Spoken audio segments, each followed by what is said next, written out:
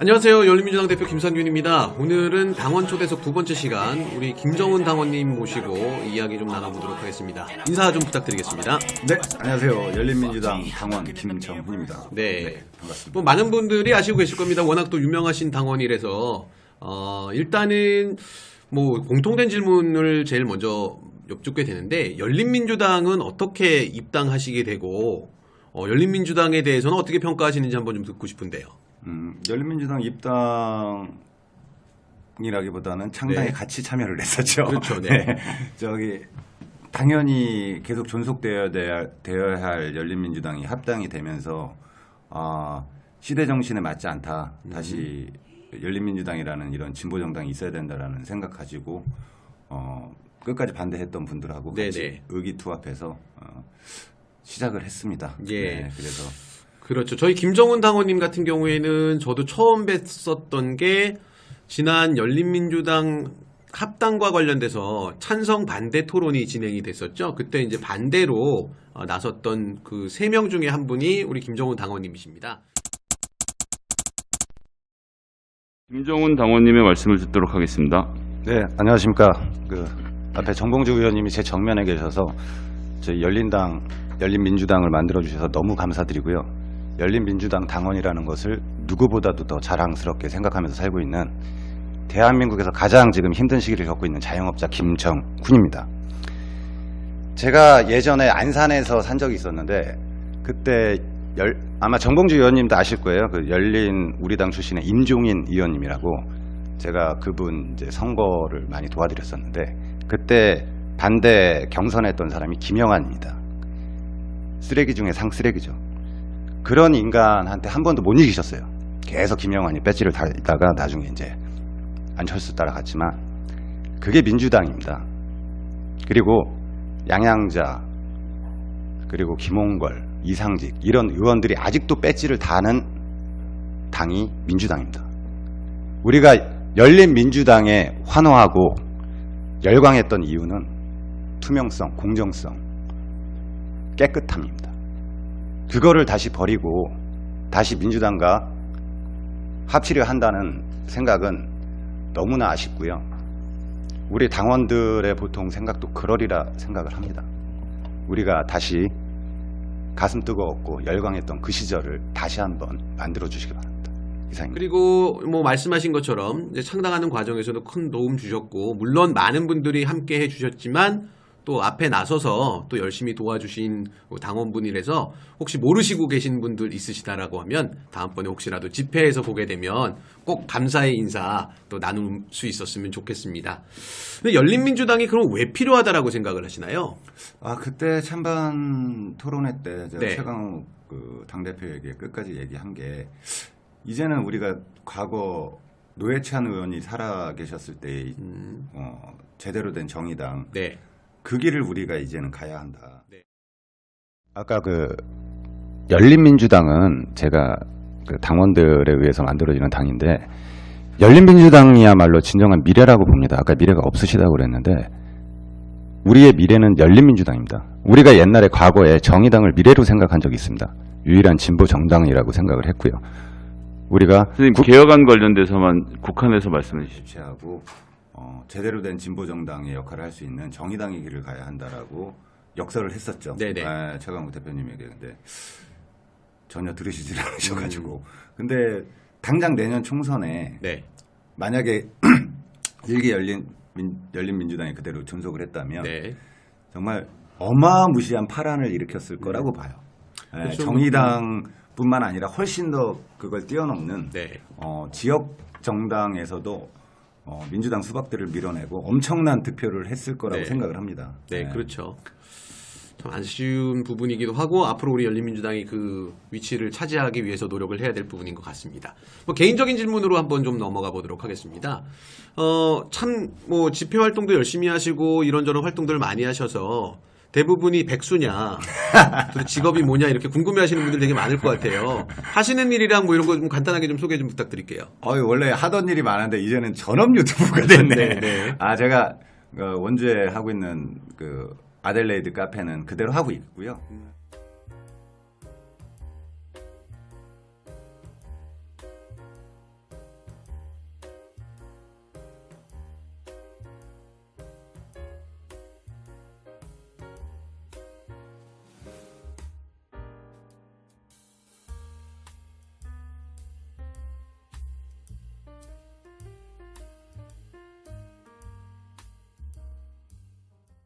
제가 그 앤틱 사업, 앤틱 가구 사업을 하던 거를 지금은 잠정 보류를 했습니다.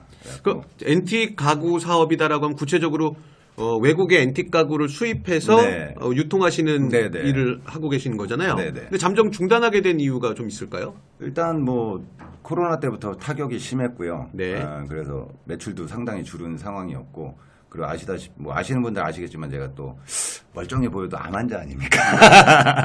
그러다 보니까 좀 힘든 일을 할 수도 없고, 그래서 그리고 뭐 장사가 잘 되는 것도 아니고, 네.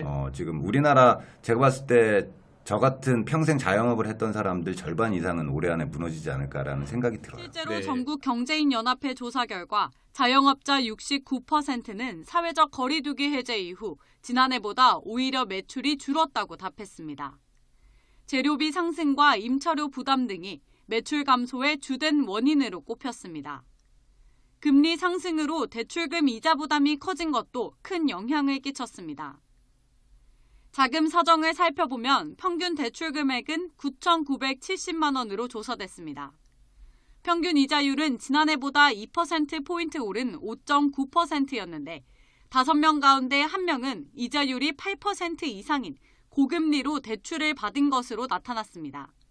상황이 이렇다 보니 자영업자 10명 가운데 4명은 매출의 감소와 대출 상환 부담 등으로 3년 이내 폐업을 고민하는 이제 처지입니다. 수입을 하신다 그랬으니까 환율도 굉장히 좀 그렇죠. 환율은 계속 민감하겠네요. 올랐고, 그렇죠? 처음에 코로나 때 힘들었던 게 그 영국에서 주로 컨테이너로 수입을 하는데 영국이 코로나가 창궐하면서 들어오질 못한 거예요. 네. 한 6개월 정도가 아예 수입이 안 됐었어요. 네. 그러다 보면서 있던 물건 다 소진되고 물건 팔긴 팔아야 되는데 수입은 안 되고 그래서 굉장히 타격이 심했고 나중에 이제 수입이 재개돼서 수입을 하려고 하니까 환율이 확 올라가서 이거 국내 시장은 장사가 안 돼서 가격이 오히려 다운이 되는데 수익가는 훨씬 더 높아진 상황이 돼버렸어요. 네. 그러니까 마진이 없는 거예요, 남는 게. 네.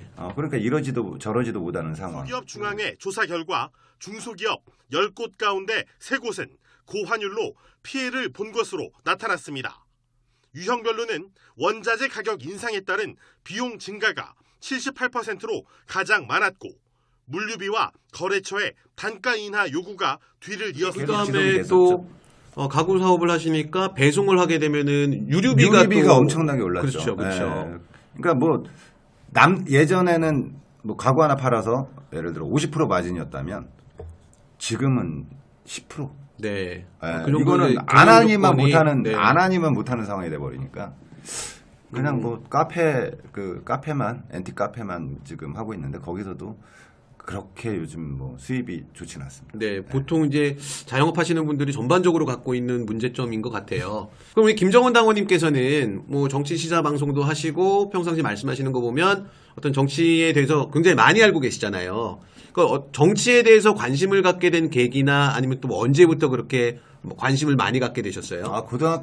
고등학생 때는 당연히 정치에 관심이 없었고요. 네. 대학교 들어갔는데 이쁜 선배 하나가 저한테 뭐 독서 토론회가 있는데 네. 한번 들어와 봐라. 책 읽고 일주일에 한번 책 한 권을 읽고 서로 토론하는 자리니까. 그 책은 절대 안 읽으시잖아요. 아니 근데 그때는 안 읽을 수가 없어요. 토론해야 네. 되기 때문에 네. 책을 안 보면 내용을 모르니까 그렇죠. 무조건 일주일에 한 권씩을 읽었어야 돼요. 그래서 제가 그때 이제 처음 접한 게 이제 헤겔, 뭐 마르크스, 네. 뭐 이런 서적들을 그때 이제 처음 접하면서 우리가 고등학교 때까지 배우지 못한 사상, 전론발이 사상을 그때 아는 거죠, 당시에. 네. 그러면서 이제 나중에 과 학생회장, 부총 학생회장까지 다 하고 막 그때 운동권이었어요. 네. 예, 그러다 보니까 당연히 정치에 대해서 관심을 가졌고 제가 사실 민주당을 좋아하지는 않았어요, 사실. 네. 원래 진보당 계열 쪽이라 제가 좀 감성이라 진보당을 좋아했었는데 2002년도에 노무현이라는 분 때문에 제가 민주당 그 당원이 됐었고 20년 동안 민주당원이었어요. 네네. 그러다- 22전까지 그러면 민주당 네네네. 그리고 작년에 저희 이제 우리 창당을 하면서 그때 네네. 이제 제가 탈당을 처음으로 한 거죠. 네. 그러면 이제 뭐 이쁜 여자 선배 때문에 그냥 혹하게 들어갔던 독서 토론 클럽이 지금 이렇게 정치를 더 많이 알게 되고 공부하게 되고 그렇죠. 또 운동권까지 이어지게 네, 되는 네. 그런 일련의 과정이 쭉 이어졌는데 그럼 그 여자 선배랑은 어떻게 좀 잘 됐나요? 아니 전혀 안 됐어요. 그냥 다 그 이쁜 선배는 그렇게 미모로 남자들을 하나씩 끌어들이는 역할을 했기 때문에 네. 그랬군요. 안타깝습니다. 자, 그래서 그 이후에 이제 진보 정당 쪽을 지지를 했다라고 하셨는데, 그럼 진보 정당이다라고 하면 구체적으로 뭐 정의당 나중에는 네. 처음에는 아니었지만 나중에는 민주당 지역은 민주당을 찍고 비례는 항상 정의당을 찍었었죠. 네. 계속 그게 한 10년 가까이는 계속 그렇게 찍었던 것 같아요. 그렇죠. 이제 아마 노회찬 의원님 살아계실 때만 네. 해도 진보 진영에서 전반적으로 다 2번이었죠. 그 당시에는 네네. 민주당이. 그러니까 지역은 2번을 찍고 비례는 4번 네네. 그 정의당을 찍는 게 찍는, 네. 거의 대부분의 분위기였었는데, 지금 현재 정의당은 사실 과연 지금의 정의당이 과연 그 대안 세력으로서의 가치가 더 이상 존재하는가라고 하는 의문이 많이 드는 건 사실입니다. 자, 그래서 이제 민주당을 탈당을 하시고 열린민주당을 창당을 하셨는데, 열린민주당을 통해서 뭔가를 해보고 싶다라고 하는 게 있을까요? 아까 말씀드렸듯이 네. 새로운 정의당, 네. 옛날에 과거 정말 정상적이고 올바르게 활동했던 정의당, 약자의 편에 서고 가지지 않은 자들의 편에 서는 네. 그런 정당이 대한민국에도 있어야 된다. 네. 민주당은 사실 진보 정당이 아니거든요. 네, 보수당입니다. 그렇죠. 이번에 박강원 투표에서 93표가 박강원에게 가고 네. 50몇 표는 홍익표에게 가고, 정말 우리를 지지를 대변하고 서민들을 대변할 수 있는 김두관 의원에게는 단지 10표가 갔어요. 네. 그러면은 그 민주당의 개혁적 뜻을 가진 사람이 10여 명 내라는 겁니다. 근데 사람들은 마치 이 10여 명을 보고 민주당이 마치 뭐 개혁을 할 것처럼, 개혁적인 정당인 것처럼 그 착시 현상에 빠져 있는데, 사실은 민주당이 보수당이에요. 네. 정말로 김고를 따르고 우리 상해 임시정부를 모토로 가지고 있는 민족주의적인 거를 기반으로 하기 때문에 민주당이 보수 정당이거든요. 그러니까 새로운 진보 정당, 열린민주당이 그 역할을 좀 해야 되지 않을까. 네네. 네, 그래서 참여를 하게 된 거죠. 맞습니다. 말씀하신 것처럼 이제 뭐 어떤 정말 개혁적인 진보 정당이 그렇다고 해서 현실에서 너무 동떨어져 있는 어떤 뭐 이즘을 얘기하고 무슨 사상을 얘기하고 이런 진보 정당은 일반 대중에게 굉장히 좀 괴리감이 있을 수밖에 없거든요. 그래서 우리 서민들의 이야기, 시민들의 이야기를 하는 진보 정당이 우리 열린민주당이 됐으면 참 좋겠다라는 생각이 드는데, 최근에 이제 사실은 선거제도가 어떻게 되느냐에 따라서 당이 존폐가 걸려 있는 건 사실인 것 같아요. 국회 정치개혁특별위원회가 국회의원 선거제도 개선에 관한 3개의 결의안을 채택했고, 이 3개의 결의안은 전원위원회에서 논의될 예정입니다. 정개특위의 3개 결의안 모두 국회의원 정수를 300명으로 정했습니다. 이란은 도농복합 중대선거구제와 권역별 병립형 비례대표제입니다. 전체 국회의원 300석 중 지역구 의석수는 현재 253석보다 줄어들 가능성이 있고, 비례대표 의석수는 현재 47석보다 늘어날 가능성이 있습니다.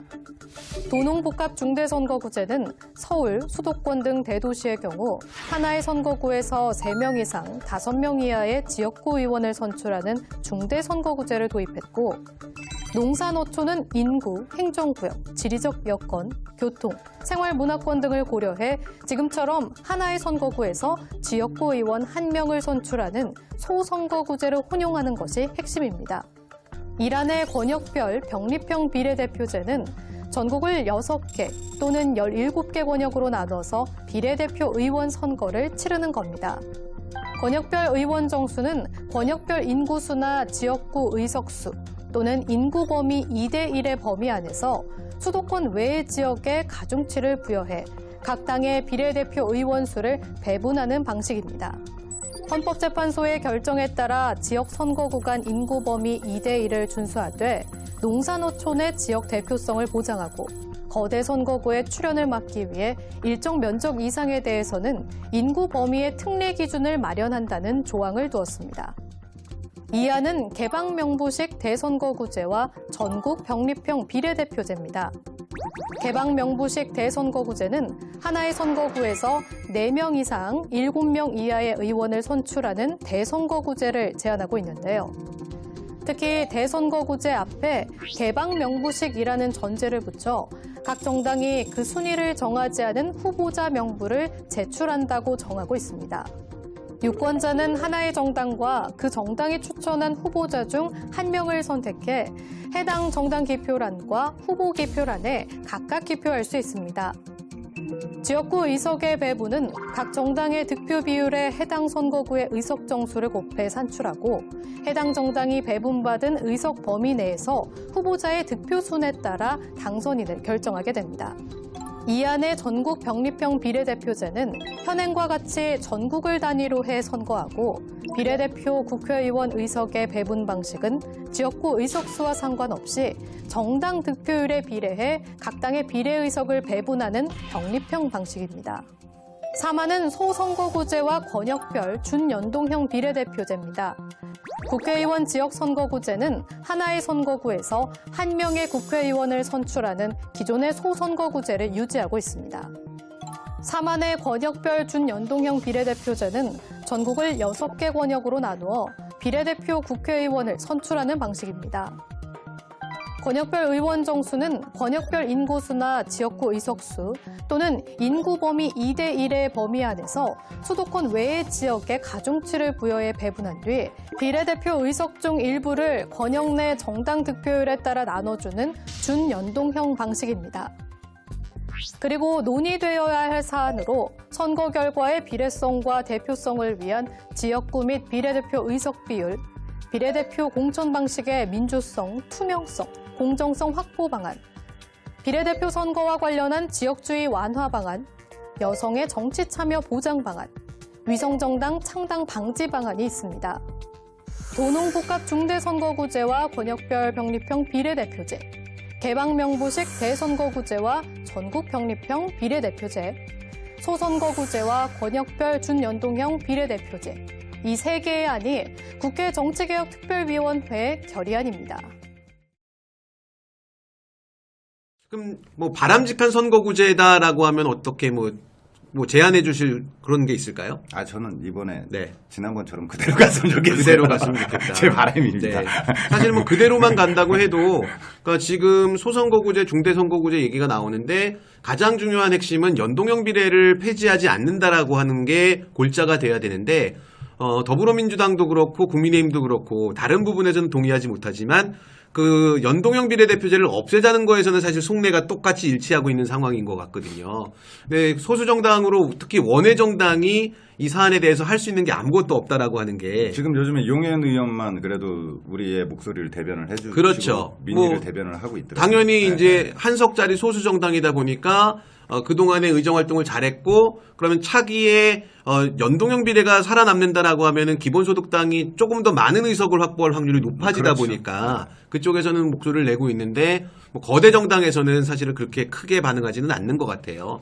그대로 간다면 연동형 비례가 된다면 다음 선거에서는 기본소득당과 열린민주당의 선의의 경쟁이 그렇죠. 펼쳐져야죠. 그리고 아마 연동형 비례대표제가 확정이 다시 또 된다라고 하면 여기저기서 좀 작은 정당들이 또 많이 창당이 될 거예요. 그래서 뭐 촛불 행동에서도 창당을 준비하고 있다 그래서 좀 많은 이야기들이 나오고 있는 것 같고 뭐 예전에 비상시국 선언이다라고 하는 제야단체 어르신들도 뭐 창당을 하네 안 하네 뭐 이런 얘기들이 들리고 있는데 우리 정당이 참 열심히 잘해갖고 두각을 나타내야 되는 건 분명히 맞습니다만 그런 다른 정당들도 많이 생기는 게 당연히. 민주주의 발전의 입장에서 보면 맞는 것 같아요. 네네. 하지만 그 창당을 하는 과정이 당연히 우리는 창당을 하는 거다.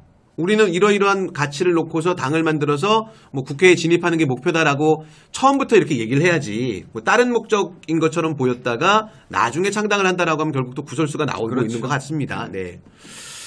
그러면 또 앞으로 무슨 큰 활동들을 준비하고 계신다라고 제가 얘기를 들었는데 그것도 좀 소개를 좀 해주시죠. 아, 제가 뭐 그냥 말만 하는 유튜버 하려고 제가 유튜버를 시작한 것도 아니고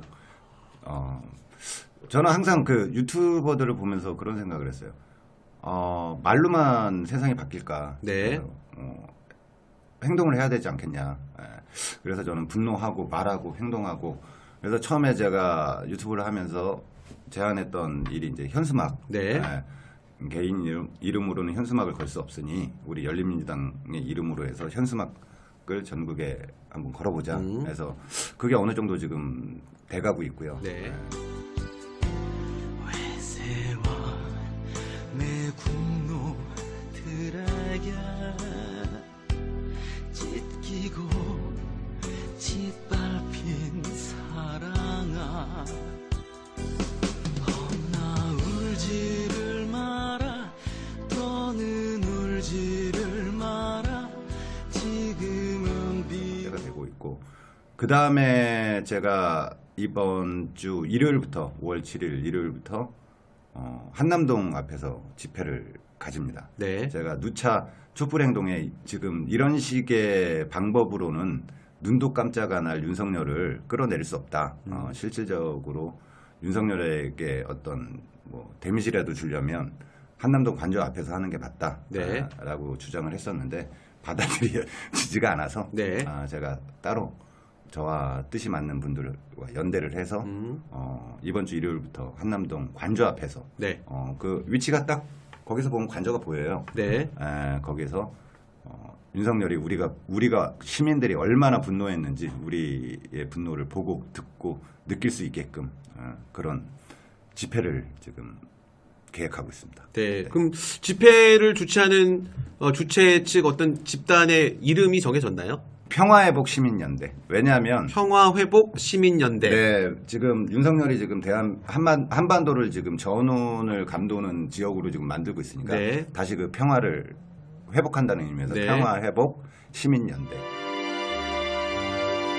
여러분들 이 자리에 왜 모이셨습니까? 우리는 성렬이를 끌어내리고 김건희를 구속시키기 위해서 이 자리에 모였습니다. 여기에 10,000명, 10만 명, 100만 명이 모이면 우리는 끌어내릴 수 있습니다. 바이든에게 헥헥거리며 개 노릇을 자처하고 기시다의 시다바리 노릇을 자처하고 있습니다. 나라의 대통령의 공면을 보호하지 않고 국가의 영토를 털어먹으려고 할 때 우리는 그 정권을 발동해서 그 작자를 끌어내려라 합니다. 여러분 구원만 해주시겠습니다. 윤석열을 탄핵하자. 김건희를 구속하자. 윤석열 탄핵이 평화다. 그게 함축되어 있는 내용이죠. 네. 그거 말고 좀 확 와닿는 느낌이 제가 하나 제안을 드린다면 네. 예비 구속자 모임. 저는 구속 안 돼요. 네. 왜냐하면 암 환자라 대한민국 네. 공식 암 환자, 암 환자는 불구속 수사가 원칙이라고 누가 얘기를 해줘서 선봉에서 쓰되 구속은 안 되면서 계속 선봉에서 싸울 수 있는 좋은 조건을 가지고 있습니다. 네. 또 김정은 당원님 같은 경우에는 이렇게 또 유쾌하시고 또 시원시원하시고 화끈하시니까 앞으로도 윤석열 탄핵 집회에 아주 진짜 큰 활동 기대해 보도록 하겠습니다. 오늘 끝으로 우리 당원분들한테 한 말씀 하시고 싶은 말씀 있으시면 인사 겸 해갖고 말씀 하나 부탁드리겠습니다. 네. 정말 대한민국에서 시민들이 창당을 한다는 건 정말 어려운 일이고요. 우리는 그 어려운 일들을 하신 분들이 저희 지금 당원분들입니다. 근데 제가 조금 아쉬운 거는 그 창당을 한 게 끝이 아니라 이제 시작인데 조금들 많이 기운들이 빠지신 것 같아요. 그래서 당의 일이나 우리가 지금 하고자 하는 윤석열 탄핵시키는 거에 좀 많은 동참들, 많은 관심들을 좀 가지셨으면 좋겠어요. 네. 그래서 민주당 이야기보다 열린민주당 이야기를 좀 많이 하시고 우리가 뭘 할 수 있는지 누가 뭘 해주기보다 우리가 먼저 뭘 할 수 있는지를 좀 찾아서 같이 움직일 수 있는 끈끈한 연대가 좀 더 필요하지 않나 이런 생각이 듭니다. 네. 말씀 듣다 보니까 참 우리 당은 구성원들도 참 다양하다라는 생각이 들어요. 이렇게 조용조용하신 분들도 있고 김종훈님처럼 화끈하시고 또 행동하시는 분들도 있는데 이 모든 다양한 목소들이 모여갖고 좀 조화로운 사회를 구성하는 것처럼 우리 당도 좀 더 건전하고 건강한 당이 될 수 있을 거다라고 생각을 합니다. 지금 말씀하신 것처럼 당이 지금 창당 이후에 좀 조용한 기간이 지금 지속되고 있는데 그 다음 도약을 위해서 준비하는 기간들이고 그 가운데서 우리 당원들께서 더 적극적으로 의견 주시고 더 적극적으로 고민해 주시면 여러분들의 목소리들 다 반영해서 좀 더 좋은 정책으로 좋은 아이디어로 여러분들께 선보이도록 하겠습니다. 오늘 인터뷰 응해 주셔서 감사드리고 아유. 앞으로도 좋은 활동 기대하도록 네, 하겠습니다. 감사합니다. 예, 시청해 주셔서 감사드립니다. 아까 정봉주 의원님이 그 열린민주당이 이제 정의당과 더불어민주당의 어떤 문제에서 사생아처럼 태어났다고 말씀을 하셨는데 열린민주당을 왜 창단하셨습니까? 정봉주 의원님께 묻습니다. 열린민주당 창당 목적. 바로 전에 뭐라고 말씀하셨죠? 사당화하고 있다고 얘기하셨나요? 사생아처럼 탄생이 됐다고 아까 정봉주 의원님 먼저 말씀을 하셨었어요. 어떻게 사당화하고 있나요, 제가? 사생아처럼 태어났다고요? 잠깐만요. 아니요. 제가 4월 15일 날 총선이 끝나고 난 지금 다음에 질문을 잘못 알고 정봉주 의원님, 정봉주 의원님, 정봉주 의원님, 정봉주 의원님, 뭐가 이렇게 우습습니까? 정봉주 의원님, 정봉주 뭐가 의원님, 이렇게 우스워요? 정봉주 의원님, 네? 지금 뭐가 이렇게 우스워요? 의원님께서 사생아라는 표현을 쓰셔서 거기에 대한 지적을 하고 있는 겁니다. 4월 정봉주 의원님, 사당화란 이야기를 하지 않았어요. 얘기 좀 들으시죠. 일단은 첫 번째로 질문을 공동적으로 하고 싶은 건요. 지금 찬성 쪽에 참여하신 패널들께서는 지금 합당을 찬성하시는 입장을 개인적으로 갖고 계신지가 일단 제일 궁금하고요. 제가 예, 그리고 이제 제가 이제 그 말씀 이어가겠습니다. 예. 그건 나중에 답변해 주시고요. 저는 이제 개혁 과제를 선결 조건으로 걸면 그러면 합당을 받을 수 있다라고 하는 그 논리에서 사실은 실익이 별로 없다라고 생각을 합니다. 그동안에 개혁 주장을 그 민주당 내에서 안 했던 분들도 아니고 그 안에서도 분명히 합당 이전에도 그 논리 이전에도 개혁을 주장하셨던 분들이 있는데 민주당 내에서도 지금 개혁 과제들이 사실은 실천되지 않는 상황이거든요. 그리고 이제 실제적으로 제가 제일 걱정되는 부분들은 하반기 지금 국회에서 법사위원장이 국민의힘으로 넘어갑니다. 근데 열린민주당이 그동안에 국회에서 뭘 했냐라고 했었을 때 가장 우리가 자랑스럽게 여길 수 있는 부분은 뭐냐면 비교섭 단체로 법사위에 배정되어 있는 한석을 이용해서 민주당에서 굉장히 힘들어하는 법안들을 법사위를 통과시켰던 게 가장 큰 업적이다라고 저는 평가를 해요. 그럼 이제 합당 이후에 법사위가 여당은 11석이 되고요. 그 다음에 비교섭 단체 지금 기존의 시스템이 그대로 유지된다라고 하면 아마 정의당이나 혹은 국민의당 쪽으로 법사위원이 넘어갈 겁니다. 그럼 실제로 3분의 2가 넘어야 되는 법안 통과를 법사위에서 일단 기본적으로 저지가 되게 되는데 그러면 민주당 내부에서 당론으로 만약에 그걸 만들었다라고 해도 개혁 과제를 받는다라고 해도 실제 그걸 집행하는 데 있어서는 법사위 문턱을 넘지 못한다. 그런 부분들 현실적인 그 문제점에 대해서는 어떻게 생각하십니까?